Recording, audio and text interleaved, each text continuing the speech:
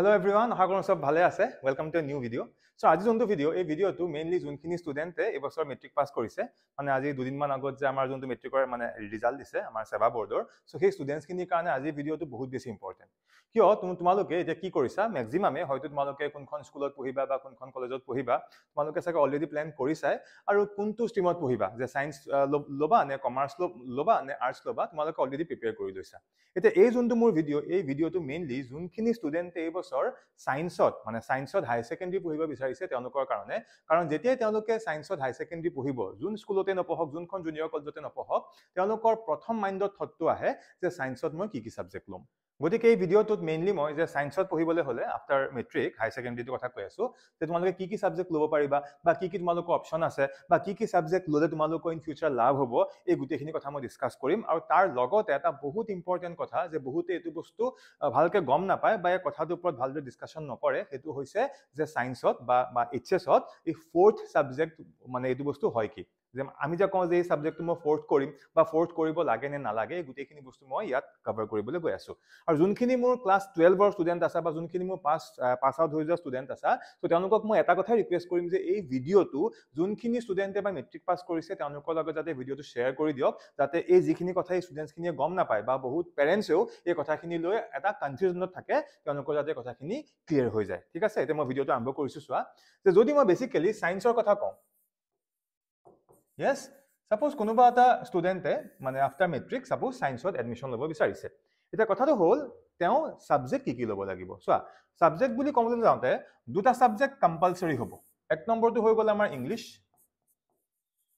ঠিক আছে, এক নম্বৰ হ'ল আমাৰ ইংলিছ, আৰু দুই নম্বৰ হ'ল আমাৰ,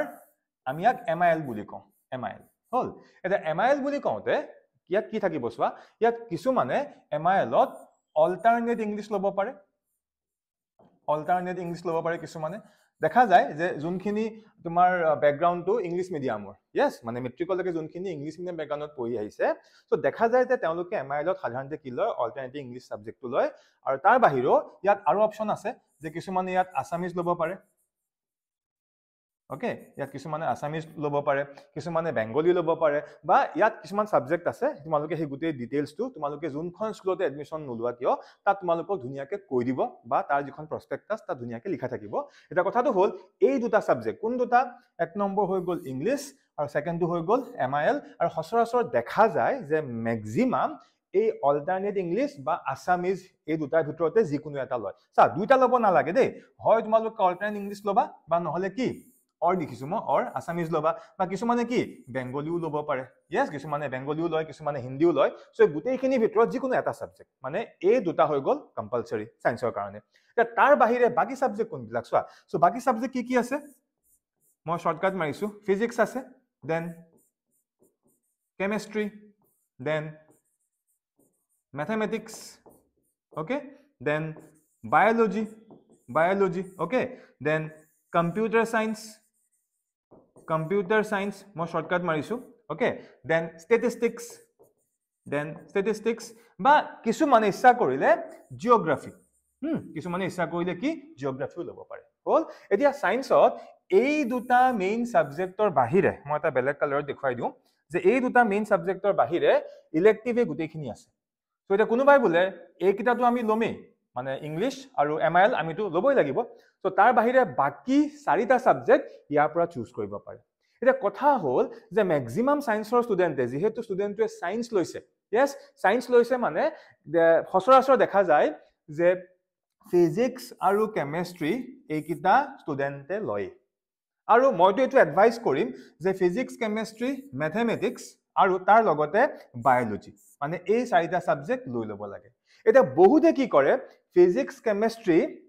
বায়োলজি লয়, মেথছ নলয়, তেওঁলোকে কি লৈ লয়, কম্পিউটাৰ সায়েন্স বা ষ্টেটিষ্টিক্স লৈ লয়, বা জিওগ্ৰাফিও ল'ব পাৰে। কথাটো হ'ল লোৱাত আপত্তি একো নাই, ল'ব পাৰে, কিন্তু মই এটাই এডভাইচ কৰিম যে সায়েন্সৰ ষ্টুডেণ্টে এই মেথমেটিক্স যোনটো সাবজেক্ট, মোৰ মতে, ইটছ মাই পাৰ্চনেল এডভাইচ, এইটো মোৰ নিজৰ চইচ হয়, যে মোৰ মতে এই মেথছটো সায়েন্সৰ ষ্টুডেণ্টে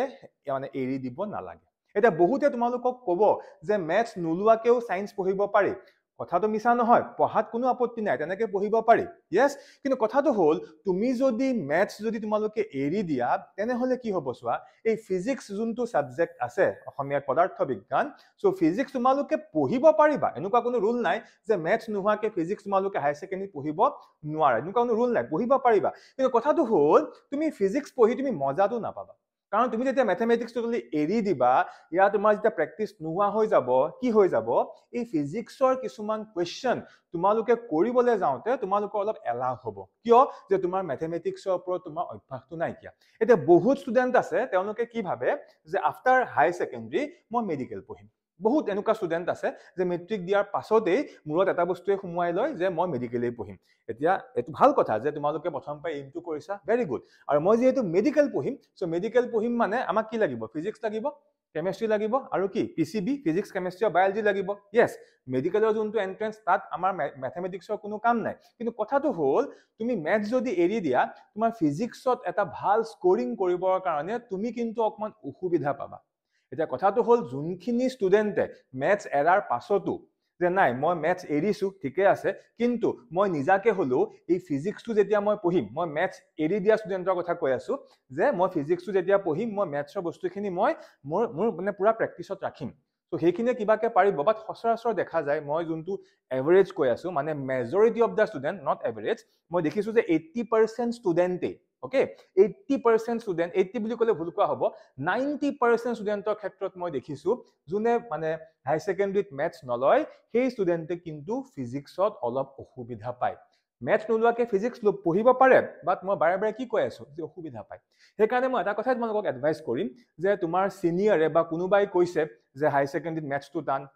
অকল মেথছটো টান বুলি ক'লে সেইটো শুদ্ধ নহয়। চোৱা, ষ্টুডেণ্ট টু ষ্টুডেণ্ট বেলেগ বেলেগ ছাবজেক্টৰ বেলেগ বেলেগ অপিনিয়ন থাকিব পাৰে, কোনোবাই মেথছ ভাল পাইছে, কোনোবাই মেথছ বেয়া পাইছে, কোনোবাই ফিজিক্স ভাল পাইছে, কোনোবাই ফিজিক্স বেয়া পাইছে, কোনোবাই কেমেষ্ট্ৰি ভাল পাইছে, কোনোবাই কেমেষ্ট্ৰি বেয়া পাইছে। চ' কথাটো হ'ল যে আনৰ থটটো তুমি নিজৰ বুলি ভাবি নল'বা। সেইকাৰণে মই এটাই এডভাইচ কৰিম ছায়েন্সৰ ষ্টুডেণ্টছখিনিক, যে তোমালোকে পৰাপক্ষত ছায়েন্সৰ যিখিনি ষ্টুডেণ্ট আছা, তোমালোকে এই দুটাৰ বাহিৰে বাকী তোমালোকে অপশ্যনত ফিজিক্স, কেমেষ্ট্ৰি, মেথমেটিক্স আৰু বায়'লজি, এই চাৰিওটা ছাবজেক্ট তোমালোকে ৰাখি থোৱা, আৰু এইটো মানে ৰাখি থলে ভাল। এতিয়া বহুতে দেখাই যায় কি কৰে, যে তেওঁলোকে কি লয়, ফিজিক্স ল'লে, কেমেষ্ট্ৰি ল'লে, মেথমেটিক্স লৈছে, আৰু বহুতে বায়'লজি ছাবজেক্টটো নলয়। য়েছ, বায়'লজি নোলোৱাকে তেওঁলোকে হয় কম্পিউটাৰ চায়েন্স বা ষ্টেটিষ্টিক্স, এই দুটাৰ ভিতৰত এটা লৈ লয়। চ' সেইটো তোমালোকে ল'ব পাৰা। য়েছ, বহুতে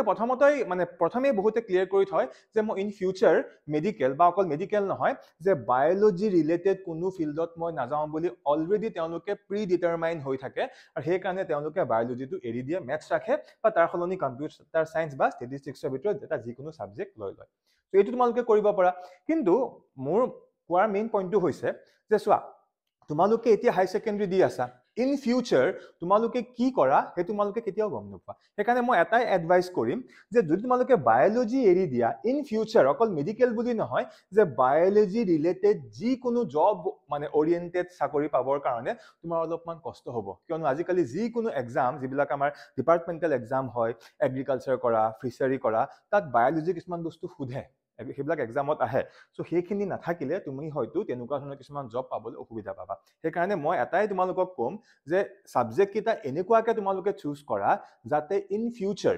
ফিউচাৰ যাতে তোমালোকৰ কি হয়, মানে অপশ্যন যাতে বহুত খোলা থাকে। ইয়াতে চোৱা, ইয়াতে এটা মিছকমিউনিকেশ্যন আছে বহুত ষ্টুডেণ্টৰ। বহুতে ভাবে যে ছাপ'জ মই বোলে ইন ফিউচাৰ ইঞ্জিনিয়াৰিং কৰিম, য়েছ, এতিয়া ইঞ্জিনিয়াৰিং যিহেতু মই কৰিম, যে বহুতে এইটো বস্তু ভাবি লয় যে ইঞ্জিনিয়াৰিং যদি মই ইন ফিউচাৰ কৰোঁ, যে মই বায়'লজি নোলোৱাকে মই কম্পিউটাৰ চায়েন্স যদি লৈ লওঁ মোৰ ক্ষেত্ৰত সুবিধা হ'ব। বহুতে এনেকে ভাবি লয় যে ইঞ্জিনিয়াৰিং কৰিম মানে মই কম্পিউটাৰ চায়েন্স ল'ম। এতিয়া কথাটো হ'ল চোৱা, কম্পিউটাৰ চায়েন্স লৈছা মানে তোমাৰ ইন ফিউচাৰ ইঞ্জিনিয়াৰিং লাইফত অদ্ভুত কিবা এটা যে হেল্প হ'ব তেনেকুৱা কোনো কথা নাই। য়েছ, তুমি কম্পিউটাৰ চায়েন্স নোলোৱাকেও তুমি যদি ইন ফিউচাৰ ইঞ্জিনিয়াৰিং কৰিব যোৱা, তেতিয়াও তুমি একো অসুবিধা নোপোৱা, কাৰণ এই 12ত বা 11-12ত তোমালোকক কম্পিউটাৰ চায়েন্সৰ যিখিনি বস্তু শিকোৱা হ'ব, ইন ফিউচাৰ ইঞ্জিনিয়াৰিং কোৰ্চ কৰিলেও তাতো তোমালোকক সেই বস্তুখিনি জিৰ'ৰ পৰাই লৈ যোৱা হ'ব। আৰু ইঞ্জিনিয়াৰিং বুলি কওঁতে চোৱা, চবতে কম্পিউটাৰৰ ইন ডিটেইলছত তুমি যাব নালাগে। তুমি যদি কম্পিউটাৰ চায়েন্সত মানে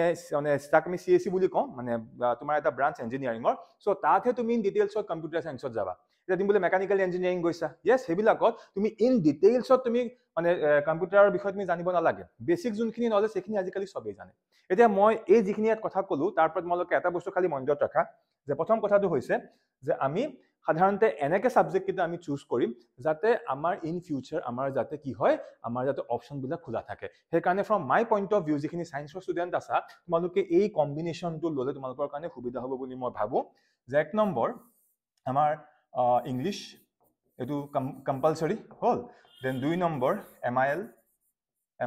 এটা MIL ত কোনোবাই বোলে মই আসামিজ লব পাৰো কোনোবাই বোলে মই অল্টাৰনেট ইংলিশ লব পাৰো কোনোবাই বোলে হিন্দী কোনোবাই বোলে বেংগলী যাৰ এটো জি মাৰ্জি তোমালোকে লব পাৰা you have the option then 3 number physics মই শৰ্টকাট মাৰিছো 3 number physics then 4 number obviously chemistry then 5 number মই এডভাইস কৰিম যে তোমালোকে কি লোৱা মেথমেটিক্স আৰু 6 নম্বৰ মই কম যে তোমালোকে কি লোৱা বায়োলজি সো এই কিটা যদি তোমালোকে সাবজেক্ট লৈ লোৱা তেনে হলে কি হয় তোমালোকৰ ইন ফিউচাৰৰ কাৰণে তোমালোকৰ অপচন খোলা থাকে এটা কথাটো হল বহুতে ভাবিব পাৰে মই বায়োলজি পঢ়ি ভাল নাপাওঁ বা মই ম্যাথছ পঢ়ি ভাল নাপাওঁ এটা কথাটো হল এনেকুৱা চোৱা যে তুমি নপঢ়াকে এটা তুমি মানে সিলেবাস বা এটা কোৰ্স তুমি নপঢ়াকে তুমি ক্লাস 10 ৰ সিলেবাসৰ ওপৰত বেস কৰি তুমি 100% তুমি কৈ দিব নোৱাৰা কেতিয়াবা এনেকুৱাও হয় যে কোনোবাই বোলে ক্লাস 10 লৈকে বোলে ম্যাথছ বেয়া পাই আছিল বা কিবা কাৰণে সেই সময়ত বোলে তেওঁ ম্যাথছত সেই ষ্টুডেন্টজনৰ বোলে ইন্টাৰেষ্টটো বহা নাছিল কিন্তু এতিয়া যেতিয়া তেওঁ 11 12 ত আহিল তাত হয়তো অটোমেটিক্যালি সেই ষ্টুডেন্টজনৰ ম্যাথছত বোলে ইন্টাৰেষ্টটো বহি গল yes সো সেই কাৰণে তোমালোকে 10 ৰ সিলেবাসৰ ওপৰত বেস কৰি এতিয়া এইবিলাক কথা তোমালোকে চিন্তা নকৰিবা আৰু ইয়াতে মই এটা কথা কৈ দিম এই কিটা যে মই লবলৈ কৈছো এটো কম্পালসৰি নহয় দে মই বাৰে বাৰে কৈ আছো এই দুটা হল কম্পালসৰি yes আৰু সায়েন্সৰ হিচাপে ফিজিক্স কেমিষ্ট্ৰি 99.9% ফিজিক্স কেমিষ্ট্ৰি লয় ওকে খালি এই দুটা সাবজেক্টত অপচন আহি যায় yes এটা ম্যাথছৰ খলনি লব পাৰা ম্যাথছ বাদ দি তোমালোকে ইয়াৰ জায়গাত জিওগ্ৰাফিও লব পাৰা yes হেবিলাক হয়তো তোমালোকৰ যিবিলাক স্কুলত পঢ়িবা তাত হয়তো অপচন আছে কিন্তু মই এডভাইস কৰি আছো ম্যাথছ ৰখাটো মানে ম্যাথছটো থাকিলে সায়েন্সৰ ষ্টুডেন্টৰ কাৰণে ভাল আৰু বায়োলজি ৰাখি দিয়া এটা কাৰণে কৈ আছো যে বায়োলজি ৰাখিলে ইন ফিউচাৰ সো আজি আমি কিবা এটা ভাবিছো এক বছৰ পিছত আজি মোৰ যোনটো প্ল্যানিং হেতু এক বছৰ পিছত চেঞ্জও হ'ব পাৰে এনেকুৱা মই বহুত ষ্টুডেন্ট পাইছো মোৰ যিবিলাক এক ষ্টুডেন্ট আছে তেওঁলোকে মোক কয় যে তেওঁলোকে মেট্ৰিক দিয়াৰ পিছত যোনটো প্ল্যানিংত ৰাখে বহুত এনেকুৱা আছে যে আফটাৰ মেট্ৰিক তেওঁলোকে ভাবে যে মই ইঞ্জিনিয়াৰিং লাইনত যাম মই ম্যাথছটো মেইন কৰিম বাট এক বছৰ পঢ়াৰ পিছত সেই ষ্টুডেন্টৰ কিন্তু থটটো চেঞ্জ হৈ যায় তেওঁলোক কোড গুচি যায় মেডিকেল লাইনত বা ইভেন বহুত ষ্টুডেন্ট মই এনেকুৱা দেখিছো যে ষ্টাৰ্টিংত এইম থাকে এটা মেডিকেল বা এটা ইঞ্জিনিয়াৰিং লাইন কিন্তু at the end of the year মানে এটা বছৰৰ পিছত বা দুটা বছৰৰ পিছত হাই সেকেন্ডাৰী ফাইনাল দিয়া সময়ত তেওঁলোক আকৌ জেনাৰেল লাইনত যাবলৈ বিচাৰে সেই কাৰণে অপচনটো এতিয়া তোমালোকে ব্ৰেক কৰি দিব নালাগে তোমালোকে অপচনটো খুলি ৰাখা আৰু সবতকৈ ইম্পৰ্টেন্ট কথা এতিয়া তোমালোকে যোনখন কলেজতে এডমিশন লৈছা যতে নপঢ়া এতিয়া তোমালোকে যদি এনেকে লৈও লোৱা আৰু দুদিন মান তোমালোকে পঢ়ি চোৱা যদি বোলে নাই কোনোবাই বোলে কোনোবা এটা সাবজেক্ট টোটালি পাৰা নাই কিয়া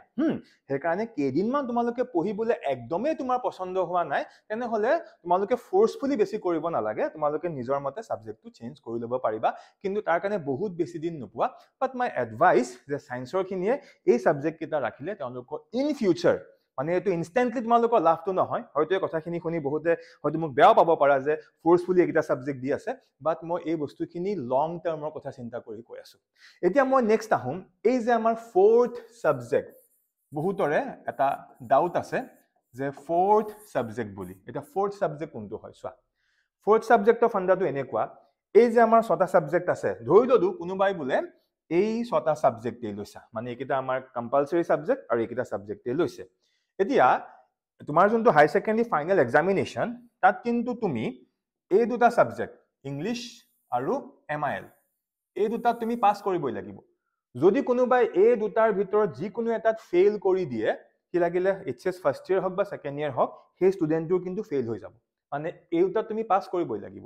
আৰু বাকি যে এই চাৰিটা সাবজেক্ট আছে ধৰি লোৱা ফিজিক্স কেমিষ্ট্ৰি ম্যাথছ আৰু বায়োলজি এই চাৰিটাৰ ভিতৰত যোনটো সাবজেক্টতে তুমি সবতকে কম মাৰ্কস পোৱা যোনটোতে yes আৰু সেই সাবজেক্টটো অটোমেটিক্যালি ফোর্থ হৈ যায় fourth in the sense সেই সাবজেক্টটো মানে সেই সাবজেক্টটোৰ মাৰ্কসটো কাউন্ট কৰা নহয় তে চাবলৈ গলে আমাৰ টোটাল সাবজেক্ট কিমানটা আছে 6টা সো সব মিলাই আমাৰ টোটাল মাৰ্কস ইমান 600 yes কিন্তু হাই সেকেন্ডাৰী যোনটো আমাৰ পাৰ্সেন্টেজ কাউন্ট হয় হেতু 500 ৰ ওপৰত হয় মানে কথাটো এনেকুৱা সাপোজ ইংলিশত বোলে কোনোবাই বোলে হাই সেকেন্ডাৰী ফাইনেলত 98 পালে ঠিক আছে এমআইএলতো বোলে কিমান পালে 96 পালে ফাইন এটা ফিজিক্সত বোলে মই দুইটা মিলাই কৈছো হা মই থিওৰি আৰু প্ৰেক্টিকেল দুইটা মিলাই কৈছো আউট অফ 100 সাপোজ ফিজিক্সত কোনোবাই কিমান পালে 90 পালে কেমিষ্ট্ৰিত কোনোবাই কিমান পালে সাপোজ 85 পালে মেথছত কোনোবাই কিমান পালে ধৰি লোৱা 80 পালে হল আৰু বায়োলজিত কোনোবাই কিমান পাই গল ধৰি লোৱা বায়োলজিত কোনোবাই 79 পাই গল আউট অফ 100 কৈ আছো এতিয়া কি হ'ব এই গুটেইখিনি এই দুটাৰ বাহিৰে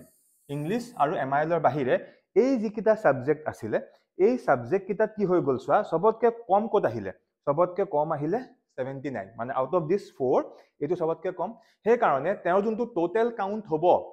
মানে আউট অফ 500 এই 79 মার্কস টু তেওঁৰ কাউন্ট নহয় মানে সেই স্টুডেন্ট জনৰ এই বায়োলজিটো কি হৈ গল ফোর্থ হৈ গল এতিয়া কথাটো হল কোনোবাই